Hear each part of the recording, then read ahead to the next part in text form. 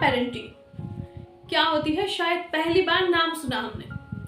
Yes, expert के मुताबिक जो भी पेरेंट्स अपने बच्चों को लाइफ में इंडिपेंडेंट बनाना चाहते हैं, रिस्क टेकर बनाना चाहते हैं, अपने बच्चों के अंदर सेल्फ कॉन्फिडेंस बढ़ाना चाहते हैं, वो सभी पेरेंट्स को पांडा के पास से कुछ पेरेंटिंग टिप्स लेनी चाहिए और उसको अपनी लाइफ में अपने बच्चों के साथ फॉलो करनी चाहिए। तो आज हम देखने वाले हैं ऐसी पेरेंटिंग टिप्स जो पांडा से हम सीखेंगे।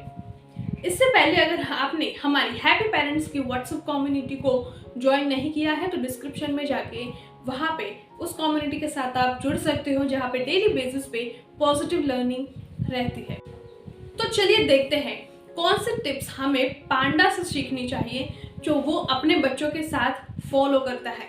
तो नॉर्मली पांडा फेमस है लेजीनेस के हिसाब से कि वो पूरे दिन सोते रहते हैं, खाते रहते हैं, पर वो अपने बच्चों को कैसे ट्रीट करते हैं वो एक्सपर्ट के मुताबिक हमें भी फॉलो करना चाहिए। तो सबसे पहली चीज है, पांडास अपनी बेबीज को डिसीजन मेकर की स्किल सिखाते हैं। किस तरह से? तो जैसे कि उनका बच्चा, जैसे मैंने कहा, दौड़ने लग जाए, चलने लग जाए, तो हर चीज को वो खुद से करने देते हैं अपने बच्चों को और अपने बेबीज को उस एक्सपीरियंस के हिसाब से अपने आप लर्निंग लेने देते हैं, यानी कि रिस्क लेने लेते हैं। तो हमें भी हमारे बच्चों को जब भी वो कुछ चाहता है, कोई एक्सपीरियंस करना चाहता है, कोई भी उसका डिसीजन हो, उसकी डिजायर्स हो, तो हमें उसको कुछ डिसीजन उसके हिसाब से लेने देने चाहिए। जब वो खुद डिसीजन लेगा और उस चीज़ को जब वो एक्सपीरियंस करेगा, रिस्क लेगा और उसके हिसाब से वो फेल होगा या फिर उसमें पास होगा, तो वो भी चीज़ जो भी है उसमें से वो कुछ ना कुछ एक्सपीरियंस से अपनी लाइफ में कोई ना कोई लर्निंग लेगा। तो इस तरह हमारे बच्चों को हमें रिस्क लेना चाहिए, अपने आप से डिसीजन लेने देना चाहिए और उस डिसीजन के हिसाब से उसका जो एक्सपीरियंस है उसके हिसाब से वो अपने आप अपने अंदर वो प्रैक्टिकल लर्निंग अपनी लाइफ में लेता रहेगा। नेक्स्ट है वार्मथ एंड सपोर्ट। पांडास अपने बेबीज को वार्मथ भी देते हैं, यानी कि उनकी इतनी देखभाल भी करते हैं और हर चीज़ में सपोर्ट भी करते हैं। यानी कि जब बच्चा अपने आप से दौड़ने लगता है तो वो उसके अराउंड ही रहते हैं, पर वो उसमें इंटरफियर नहीं करते। जो भी चीज़ वो एक्सपीरियंस कर रहा है उसके बीच में नहीं घुसते हैं। वो जो कर रहा है उसको करने देते हैं, पर उस पर एक नज़र रखते हैं, उसको सपोर्ट करते रहते हैं। इसी तरह हमारा बच्चा जब भी कोई डिसीजन लेना चाहे, जब कोई रिस्क लेना चाहे, तो हमें उसको ऑफकोर्स एडवाइस तो देनी ही है, लेकिन हमें हमारी एडवाइस के साथ कभी भी हमारी अथॉरिटी नहीं जमानी है। उसको जो भी करना है वो अपने आप से करने देना है। हमें हमारे एक्सपीरियंस के हिसाब से जो भी एडवाइस देनी है वो हम दे सकते हैं, पर लेट देम डिसाइड, उनको डिसीजन लेने दे तो वो सबसे बेटर होगा। वो उनकी लाइफ में प्रैक्टिकल लर्निंग उनको सिखाएगा। थर्ड है, पांडास अपने बेबीज को टीचिंग पे फोकस करते हैं, यानी कि हमें भी हमारा बच्चा जब कोई गलत डिसीजन ले, जब उसके अंदर वो फेल हो, तो हमें हमारे बच्चों को डांटना नहीं है। नॉर्मली पेरेंट्स जब भी बच्चा कुछ गलत काम करता है, कोई गलत चीज़ कर दी, अपने आप से कुछ डिसाइड किया, तो हम उसको बहुत डांटते हैं कि मैं बोल रहा था ऐसे मत करो, मैं कह रहा था इस तरह से नहीं करने चाहिए, इससे पहले तुम्हें पूछना चाहिए, ये करना चाहिए। लेकिन हमें उस मोमेंट पे शांत रह के हमारे बच्चों को 2 सवाल करने हैं और इसी तरह हमें हमारे बच्चों को गुस्सा करने की बजाय उनको किस तरह से सिखाए कि वो नेक्स्ट टाइम इस तरह की मिस्टेक ना करें। हम इसको एक एग्जाम्पल के बेस पे समझते हैं। कोई बच्चा जब एग्जाम के अंदर या फिर स्कूल के टेस्ट के अंदर फेल हो जाता है तो नॉर्मली पेरेंट्स का रिएक्शन क्या होता है कि आपका बिल्कुल पढ़ाई में ध्यान नहीं है, पूरे दिन टीवी फोन पे लगा रहना है, पढ़ाई ही नहीं हो रही है, पूरे दिन कोई ना कोई चीज़ें करती रहनी है, खेलना रहना है, स्क्रीन लेते रहना है, पर कभी भी ध्यान से पढ़ाई नहीं की।